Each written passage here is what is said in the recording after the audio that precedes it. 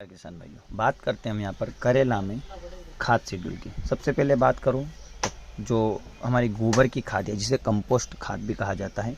20 से 25 दिन पहले जब हम करेला की बुवाई करते हैं, उससे 20 से 25 दिन पहले 25 से 30 टन कंपोस्ट खाद का 1 हेक्टेयर के हिसाब से हमें यहाँ पर खेत में डालना है।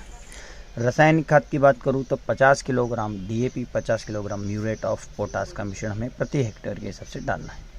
ये तो हो गई हमारे यहाँ पर बुवाई से पहले की बात। लेकिन बुवाई अगर हम कर चुके हैं तो उसके बाद हमें यहाँ पर क्या करना है, चलिए जानते हैं।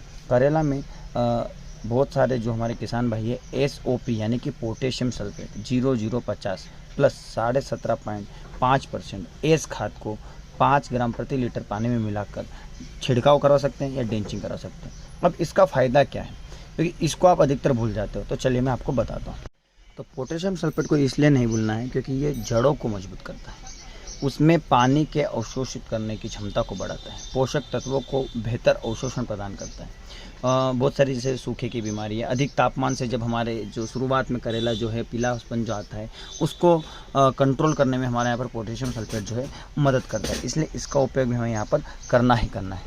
ये तो हो गया पोटेशियम सल्फेट। इसके अलावा हमें यहाँ पर बोरोन DOT 20% को 1 ग्राम 1 लीटर पानी में मिलाकर प्रति एकड़ करेले के खेत में छिड़काव करवाना है।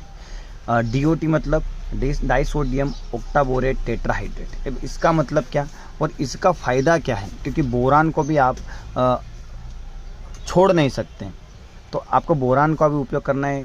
जैसे कि पोटेशियम सल्फेट को भी बहुत सारे लोग भूल जाते थे, साथ में बोरोन को भी हमें भूलना नहीं। बोरोन क्या रहता है, बोरोन पौधों की जो जैविक प्रक्रिया है, जैसे कि फूल का विकास करना, उनकी जो पराग नली में वृद्धि करना, फल अधिक मात्रा में लाना, उनको वहाँ पर ठहराना, ये सब काम हमारे यहाँ पर बोरान का होता है। मतलब कुल मिलाकर वृद्धि करना, किसी भी चीज़ में उसकी गुणवत्ता को बढ़ाना, उसकी क्वालिटी को बढ़ाना। इसलिए बोरान जो हमारी खाद रहती है उसका उपयोग भी हमें यहाँ पर करना है। मैंने आपको बता दिया कि कितनी मात्रा में हमें यहाँ पर बोरोन डालना है। तो ये हमारी जो दोनों चीज़ें हैं इनका आपको विशेष ध्यान रखना है। एक हो गया हमारे पे गोबर से, दूसरा हो गया हमारा DAP और तीसरे हमारे पास पोटेशियम सल्फेट और बोरोन खाद।